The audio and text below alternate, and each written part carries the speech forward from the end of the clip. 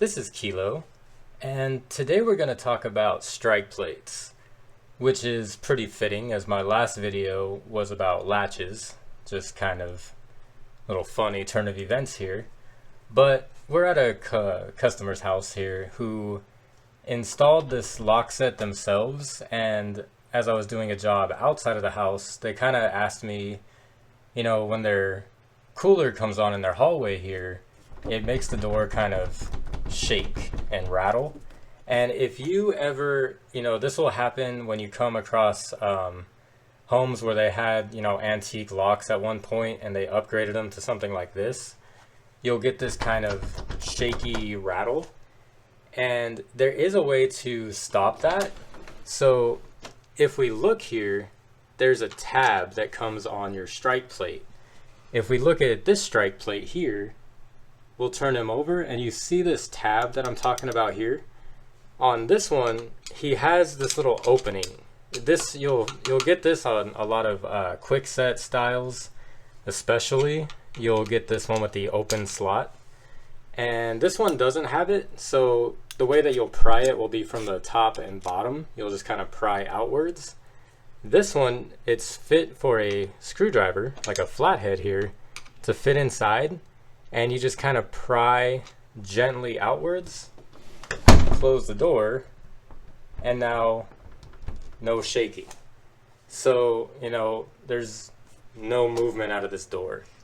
I just wanted to show you guys this, as this happens a lot to a lot of guys when they go to install their first new lock set and take off somebody's old strike plate. As you can see, this one, they took off their old antique lock. It had a much larger strike and they did all this, but now when they close their door, there's no shake. So just a quick fix for you guys to leave a home and not have their, especially if it's like on a front door, have them, to where there's a lot of play, as that can cause some issues. And it really, as they kind of open and close it, it kind of can help loosen the knob as well. So just so you guys know that little trick. And like I was saying, on this style here, where there is no little hole to slide this into, you'd basically come underneath and from above and just kind of pry.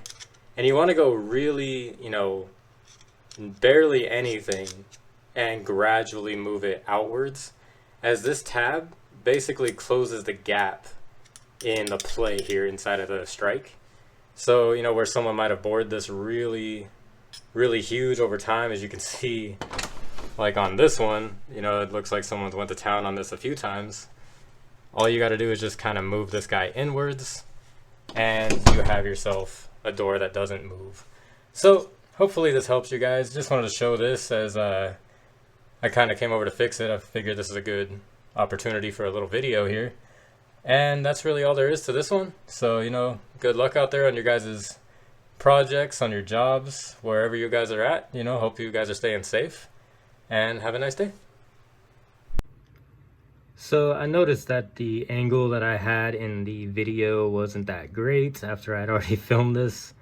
But just to show you guys exactly what I was doing here, I fit my flathead into this gap and I just pry, this way.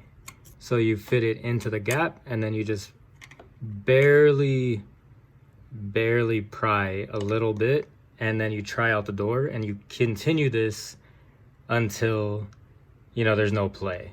So just to show you guys, I watched it back right as I was leaving, and I was like, oh no, I blocked it with my hand, so apologies there.